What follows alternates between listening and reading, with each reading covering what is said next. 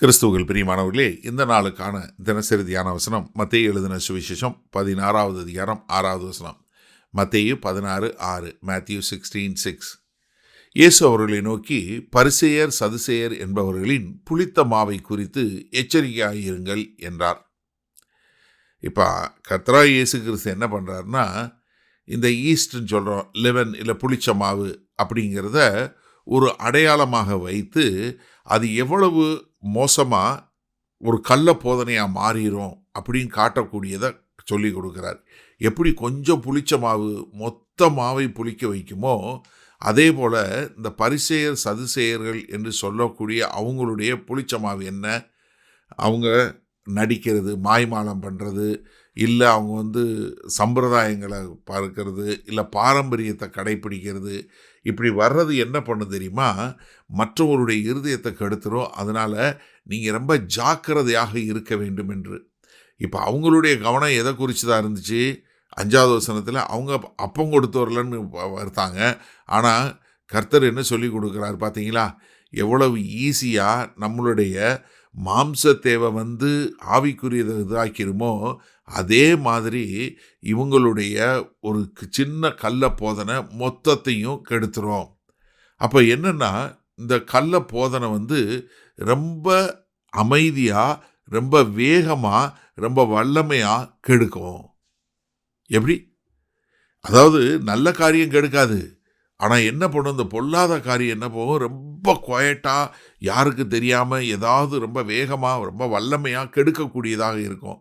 அதனால தான் ஒவ்வொரு விசுவாசியும் ரொம்ப ஜாக்கிரதையாக, நம்ம கவனமாக பகுத்தறியக்கூடிய மக்களாக இருக்கணும். ஏன்னா நம்ம இந்த ஆவிக்குரிய முறையில் இது பண்ண வேண்டியது. இந்த புளிச்ச மாவுங்கிறது என்ன? அதாவது இஸ்ரவேல் தேச மக்கள் எகிப்திலிருந்து வரும்போது ஆண்டவர் மிக தெளிவாக சொல்லி கொடுக்குறார். நீங்கள் யாத்திராகமம் 12வது அதிகாரம் நீங்கள் பிற வீட்டில் எடுத்து வாசித்து பாருங்கள். ரொம்ப தெளிவாக என்ன, நீ அங்கேருந்து வரும்போது அங்கேருந்து புளிச்ச மாவை எடுத்து வராத. அதனால தான் புளிப்பில்லாத அப்ப பண்டிகைன்னு ஒரு பண்டிகையே கொடுக்குறாரு. நிசான் மாதம் 15ஆம் தேதி தொடங்கி 7 நாள் வரைக்கும் புளிப்பில்லாத அப்ப பண்டிகை. என்ன காரணம்?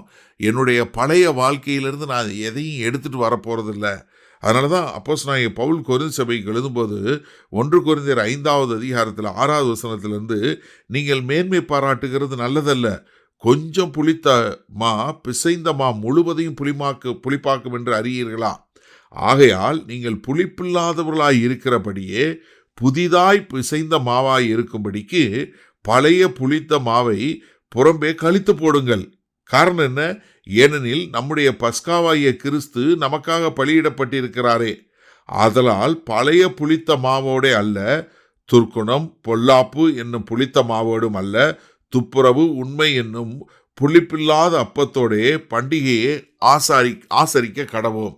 அப்போ என்னன்னா, நம்ம இந்த பொல்லாத மாய்மாலமான காரியங்கள் வராதபடி நம்மளை பாதுகாத்து கொள்ள வேண்டும். சரி, இதனால் இந்த வசனத்தை நம்ம எப்படி எடுத்துக்கொள்வது? அதாவது எல்லா போதனையும் சத்தியம் இல்லைங்க. நீங்கள் தயவு செய்து புரிஞ்சுக்கொள்ளுங்க. நான் அதனால தான் அடிக்க ஒரு முறை சொல்வது உண்டு. எங்கள் செர்மன்லையும் சொல்லுவேன், நான் இதுலேயும் சொல்கிறேன், திரும்ப திரும்ப சொல்கிறேன். நான் சொல்கிறேங்கிறக்காகவும் நீங்கள் நம்பாதீங்க. நீங்கள் என்ன பண்ணுங்க, வேத வசனத்தோடு ஒப்பிட்டு பாருங்கள். நீங்கள் ஒவ்வொரு நாளும் சொல்லக்கூடிய காரியங்கள் வேத வசனத்தின் அடிப்படையில் இருக்கா, இல்லை வேறொரு காரியத்தில் இருக்கா என்று சோதித்து பார்க்க வேண்டும். ஏன்னா அது சோதித்து பார்க்கலைன்னா என்ன ஆகும்னா, ரொம்ப லெகுவாக நம்ம ஒரு கள்ள உபதேசத்துக்குள்ளே போயிடுவோம்.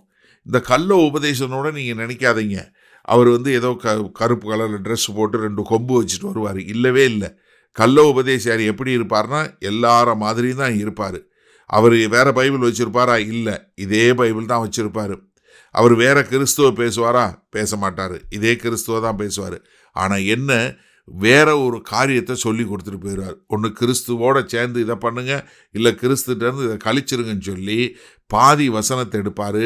இல்லை இயேசு கிறிஸ்து உங்களை ஆசீர்வதிக்கவே செய்வாருன்னு சொல்லி என்ன சொல்லுவார், உங்களுக்கு பொருளாதார ஆசீர்வாதம், இந்த காசை கொடுத்தீங்கன்னா உங்களுக்கு காசு கிடைக்கும், நீங்கள் இதை கொடுத்தீங்கன்னா உங்களை சுகமாக்குவார், நீங்கள் வந்தீங்கன்னா உங்கள் துக்கத்தெல்லாம் சந்தோஷமாக மாற்றுவார். இப்படியே சொல்லி சொல்லி சொல்லி ரொம்ப அமைதியாக, அதாவது எப்போவுமே இந்த கள்ளோபதேசம் ரொம்ப இதெல்லாம் வராது. ரொம்ப ரொம்ப சட்டிலாக, எப்படி ரொம்ப சாதாரணமாக மெதுவாக அமைதியாக அறியாதபடியாக உள்ளே வரும். ஆனால் அதனுடைய ஆதிக்கம் எப்படி இருக்குது தெரியுமா? கடைசியில் உங்களை அழிவுக்கு பாதையில் கொண்டு போய் சேர்த்துரும். அப்போ எனக்கு அருமையானவர்களே, ரொம்ப அருமையாக தயவு செய்து நீங்கள் எல்லா வார்த்தைகளையும் தேவனுடைய சத்திய வசனத்தின் அடிப்படையில் சோதித்து பார்த்து நலமானதை பிடித்து கொள்ள நல்ல ஞானம் உள்ளவர்களாய் பகுத்தறியக்கூடியவர்களாய் இருக்க கர்த்தர் உங்களுக்கு கிருபை பாராட்டுவாராக. மகா கிருபையும் இரக்கம் நிறைந்த எங்கள் அன்பின் தகப்பனே, இதோ இந்த செய்தியை கேட்டுக்கொண்டிருக்கிற எனக்கு அருமையான சகோதர சகோதரிகள் ஒவ்வொருவரும், ஆமாண்டவரே, இந்த வேத வசனங்கள் எல்லாம் இப்படி இருக்கிறதா என்று பெரையா பட்டணத்தார் தினந்தோறும் ஆராய்ந்து பார்த்ததன் மூலமாய் அவர்கள் நற்குணசாலிகளாய் இருந்தது போல இவர்களும் இருக்க எங்கள் தேவன் கிருபை பாராட்ட வேண்டுமாய் இயேசு கிறிஸ்துவின் மூலம் ஜெபிக்கிறோம் வல்ல பிதாவே, ஆமேன். கர்த்தர் உங்களை ஆசீர்வதிப்பாராக. நாம் இன்று மாலை மன்னால சந்திப்போம்.